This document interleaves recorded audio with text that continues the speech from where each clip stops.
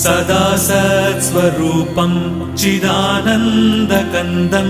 जगत्सम्भवस्थानसंहारहेतुं स्वभक्तेच्छया मानुषं दर्शयन्तं नमामीश्वरं सद्गुरुं साईनाथं नमामीश्वरं सद्गुरुं साईनाथं भवद्ध्वान्तविध्वंसमार्ताण्डमीड्यं मनोवागतीतं